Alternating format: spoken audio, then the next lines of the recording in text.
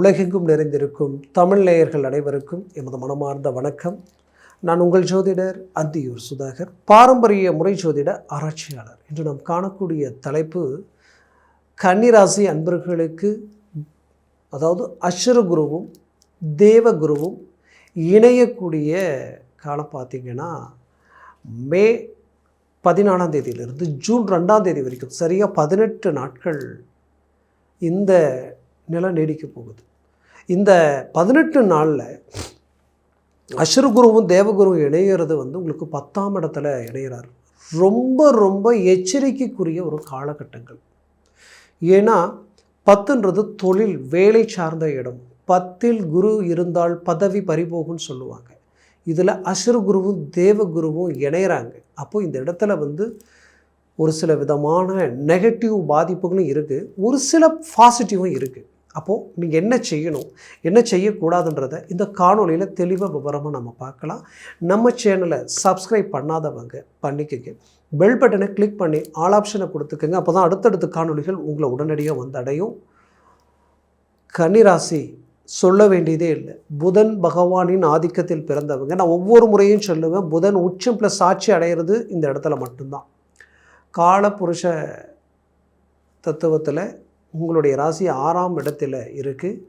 இந்த ராசி எப்போவுமே பார்த்திங்கன்னா வாழ்க்கையில் ரொம்ப கிரிட்டிக்கலான விஷயத்தை எடுத்து மற்றவங்க முடியாதுன்னு சொல்லக்கூடிய விஷயத்தை கூட முடித்து காட்டக்கூடிய ஆற்றல் இந்த ராசிக்கு உண்டு.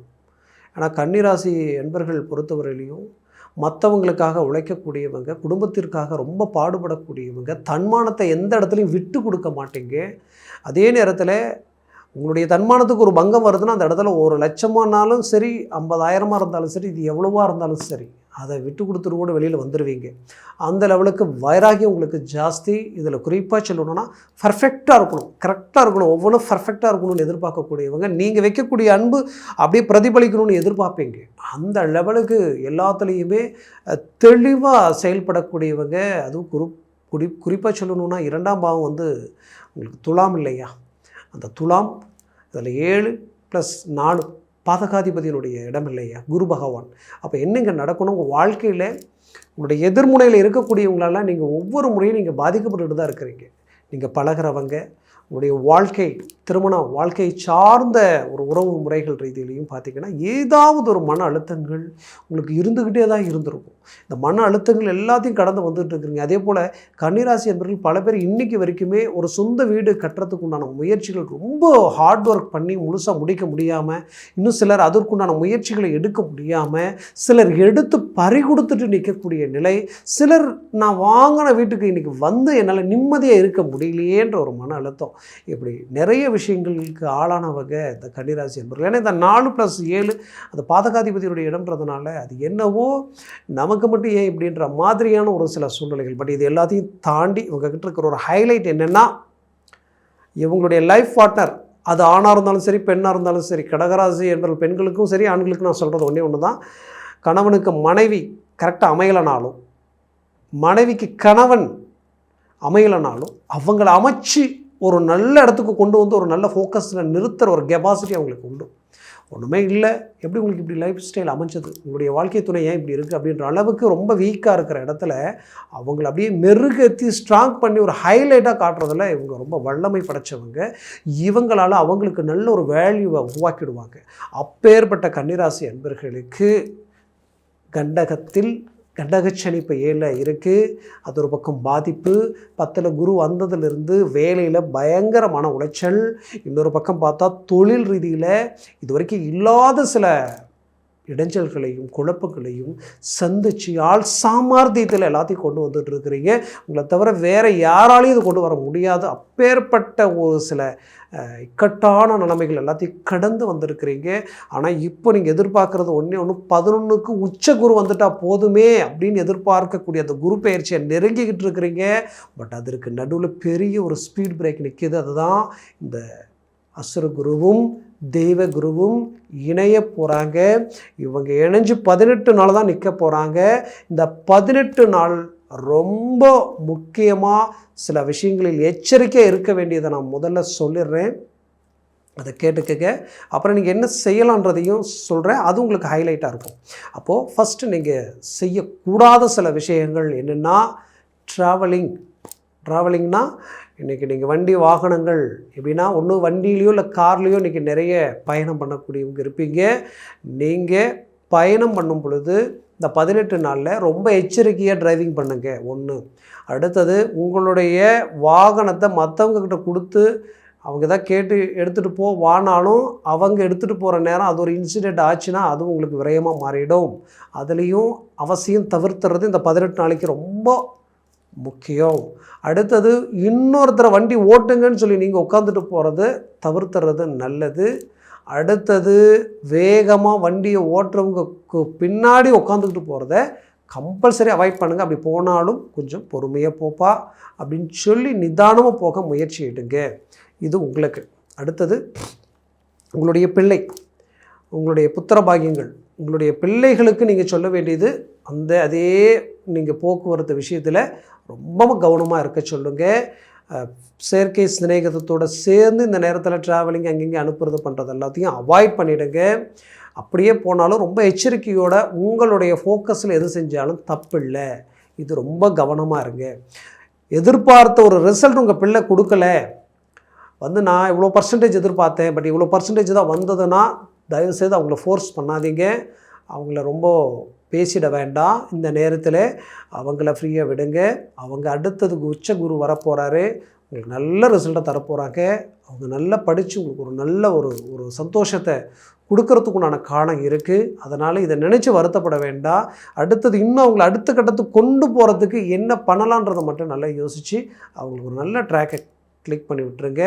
அடுத்தது அவங்க அதை சரி பண்ணி இன்னும் இங்கே வர வேண்டியதை விட அங்கே இன்னும் பெரிய லெவலில் வர்றதுக்குண்டான வாய்ப்பை உருவாக்கிடுவாங்க.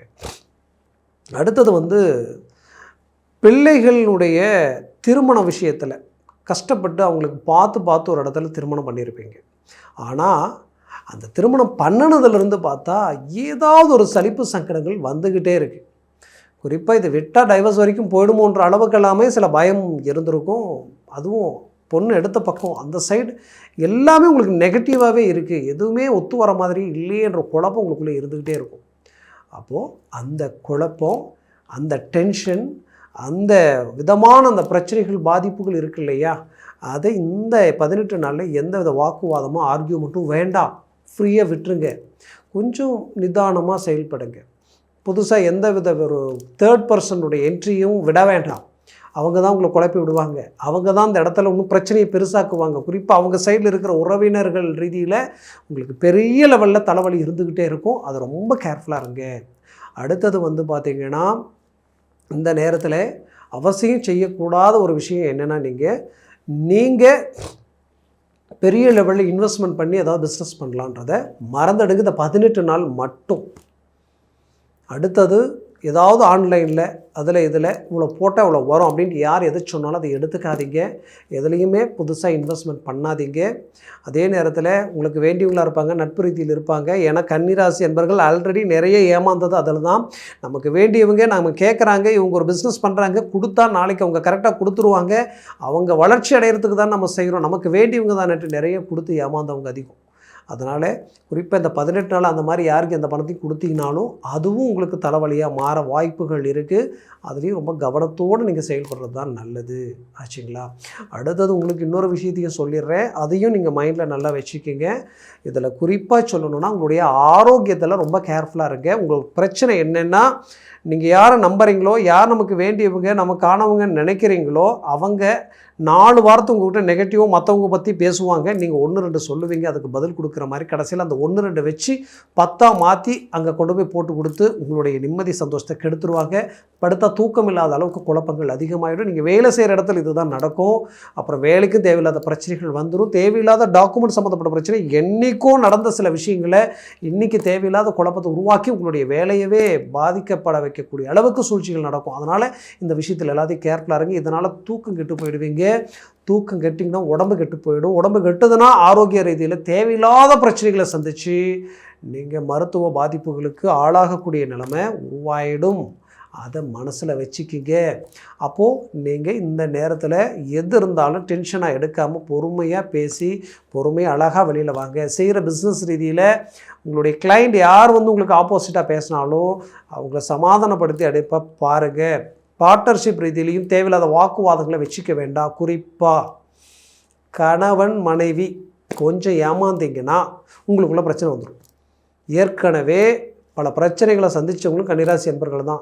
இந்த நேரத்தில் பிரச்சனை சந்திச்சிங்கன்னா அந்த பிரச்சனை தீராது. அதை மனசில் வச்சுக்கிங்க. இந்த நேரத்தில் பிரச்சனை வர விட வேண்டாம்.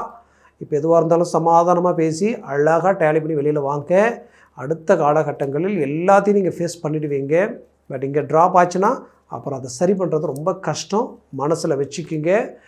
குறிப்பாக தாய் தந்தை உறவினர்கள் ரீதியில் கொஞ்சம் அவங்க விஷயத்தில் கொஞ்சம் கேர்ஃபுல்லாக இருங்க. அடுத்தது செய்ய வேண்டிய விஷயம் அப்படின்னு பார்த்திங்கன்னா வெளிநாடு முயற்சிகள் உடனடியாக மூவ் பண்ணுங்கள். அது இந்த நேரத்தில் கிடைச்சதுன்னா யோசிக்காமல் நீங்கள் போகிறதுக்கு உண்டான வாய்ப்புகளை அமைச்சு கொடுக்கும். கிளிக் ஆகிடும், மூவ் பண்ணுங்கள். அதற்கு அடுத்தது 2வது திருமணத்திற்குரிய முயற்சிகள் யார் டைவர்ஸ் ஆனவங்க மூவ் பண்ணுறீங்களோ அவங்களுக்கு இது உகுந்த நேரம். இப்போ மூவ் பண்ணுங்கள், அது ஓகே ஆகிடும். அதற்கு அடுத்தது இன்னொரு முக்கியமான விஷயம் என்ன அப்படின்னு நம்ம பார்த்தோன்னா பொதுப்படையாகவே நீண்ட நாளாக ஜாயின்ட் சம்மந்தப்பட்ட பிரச்சனைகள் இருக்கு இல்லையா, இந்த நரம்பு ஜவ்வு இந்த ஜாயின்ட்ஸ் பிரச்சனை அவங்களுக்கு ஆட்டோமேட்டிக்காக ஒரு தீர்வு கிடைக்கிறதுக்குண்டான வாய்ப்புகள் இருக்குது. ஏற்கனவே கொடுத்த பணம் வரலன்னு நினைக்கிறீங்களே, இப்போ கேளுங்க, அது உங்களுக்கு கிடைக்கிறதுக்குண்டான வாய்ப்புகள் அமையும். இந்த காலகட்டங்கள் அது உங்களுக்கு கனெக்ட் ஆகிடும். அதே சமயம் நீங்கள் இந்த காலகட்டங்களில் நீங்கள் செய்ய வேண்டிய சில விஷயங்கள் பார்த்திங்கன்னா உங்களுக்கு நான் சொல்லியிருக்கிறேன். அதை நீங்கள் கரெக்டாக மேனேஜ்மெண்ட் பண்ணுங்கள். மேற்கொண்டு மற்ற எல்லா விஷயத்துலையும் ரொம்ப எச்சரிக்கையோடு இந்த காலத்தை கடந்து வாங்க. கண்டிப்பாக எல்லாம் நல்லாயிருக்கும். நான் சொன்ன பலன்கள் கோச்சார ரீதியில் சொல்லியிருக்கிறேன். உங்கள் ஜனன ஜாதகமும் திசா புத்தியும் ப்ளஸ் சர்வாஷ்ட வர்க்க பரல்கள் பொறுத்து பலன்கள் மாறுபடும். அதனால் ஜனன ஜாதகத்தை பார்த்து ஒரு முடிவெடுங்க. அது ஆகச்சிறந்ததாக இருக்கும். பார்க்கணும்னு நினச்சிங்கன்னா கீழே இருக்கக்கூடிய கான்டாக்ட் நம்பருக்கு கால் பண்ணி முன்பதிவு செய்து வாட்ஸ்அப் மூலமாக உங்கள் ஜாதகத்தை அனுப்பி தெளிவாக விவரமாக கேட்டு தெரிஞ்சு அதை சார்ந்த முயற்சிகளும் முடிவுகள் எடுங்க. அது மேலும் மேலும் உங்களுடைய வாழ்க்கையை வளமாக அமைச்சிடும். உங்களுடைய வளமாக அமைச்சிட உங்கள் வாழ்க்கை எமது மனமார்ந்த வாழ்த்துக்கள். நன்றி, வணக்கம். மீண்டும் சந்திக்கலாம்.